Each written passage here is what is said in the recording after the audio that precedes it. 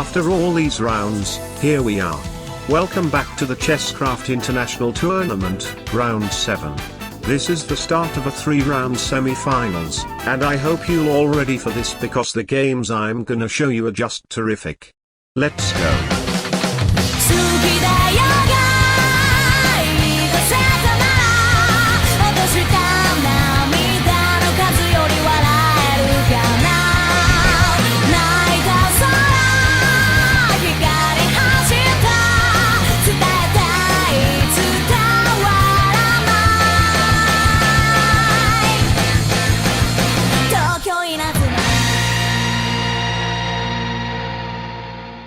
Okay, so, the board that has been chosen for the round 7 has been made by G.D. Elson and is called Amogus. You'll find a king in some pawns but also 2 mans which act like a king but non-royal, 2 genies that move and captures in those square box shapes, 2 stoppers which move like a knight without capturing but prevent nearby enemy pieces to move even they can still capture, and 2 Marias which move like this without capturing and prevent nearby enemy pieces to capture even they can still move.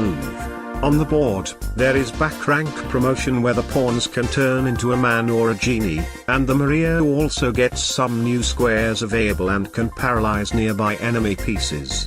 The stopper gains a diagonal capture and protect nearby ally pieces. So as you see, this board is focused on the paralysis and gets some insane tactics with a big highlight on promotion. And you're about to discover right now how the 4 final contestants dealt with.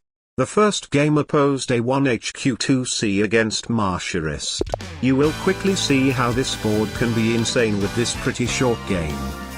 Let's go. D4, D5, C3, man C to D7, E3, the spine opening, and man to D6, elder defense. Genie B to D3, genie to E6, genie to D2, and genie to A6. A1HQ2C plays pretty defensive, but Martiarists seem to need a central support to lead an attack. So white plays stopper to E3, and black develops his second man. Maria to E4 is already dangerous as it wants to sneak on F6 for later promotion, so stopper to F6 was best to avoid it. But instead black played Maria to E5 allowing the white Maria to go on F6 and nothing can capture it now. King to E8 can be a good defense against any future early attack where black could even be better at the end of all the trades, but C5 is played. The idea is to push on C4 for a fork so it gets a tempo other white promotion plans, but white still promotes to Maria the Saboteur, paralyzing the white king. So C4 is played but this isn't working because of the nice genie 3 to B4. This forks the genie and the man so the trade is mandatory, and now that black only has 1 genie left, he has to make sure this genie wouldn't be paralyzed by Maria the Saboteur. So genie to C7 attacking this awful piece, but black forgot something. By promoting, Maria got some additional moves so it can go to B6 and paralyze it. Actually black is completely losing, so he tried Maria to D3 to get also a promotion, but the stopper goes to C2 and Maria can no longer move. E5 trying an attack, but white didn't even care and played genie to A5 attacking the paralyzed Maria. King to C8 was best but Martiarist didn't see it and played stopper to F6, so we have genie captures check, king to E7 and genie takes A8. Black men have to escape now, as black genie is now hopeless, but Martiarist played instead stopper to G4, so Maria the Saboteur moved to C6 paralyzing almost everything from black's field.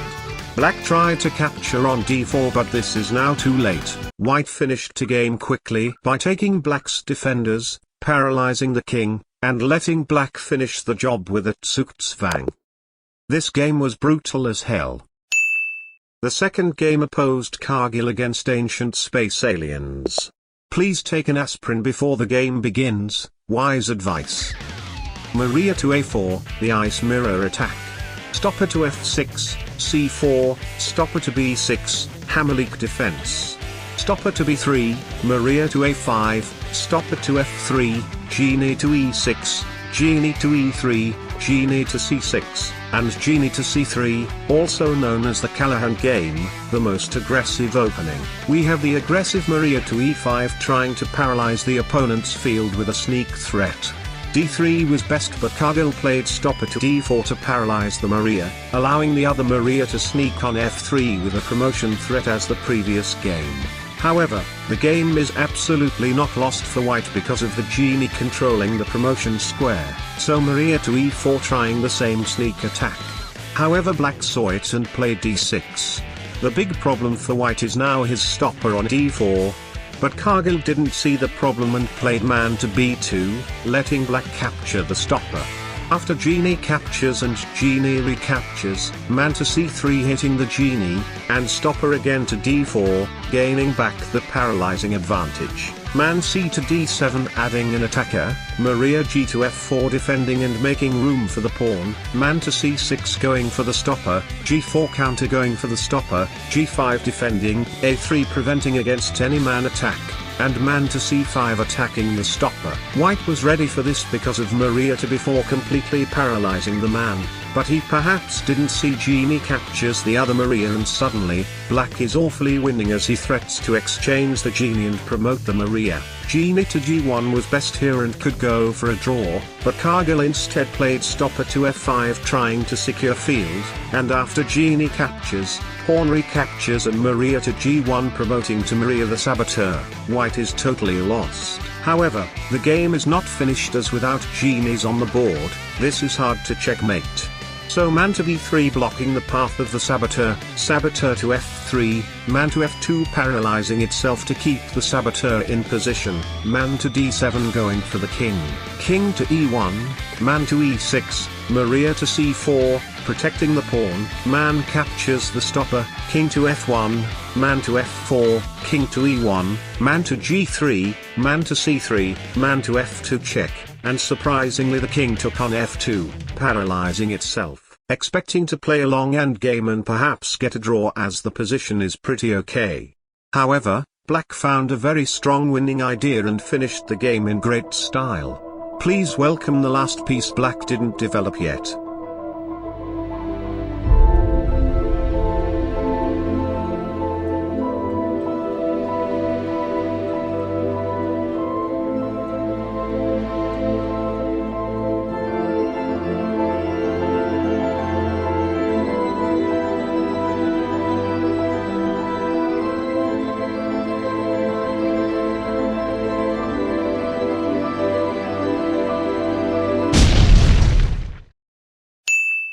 Okay, so this is the end of this round 7, I hope you liked it.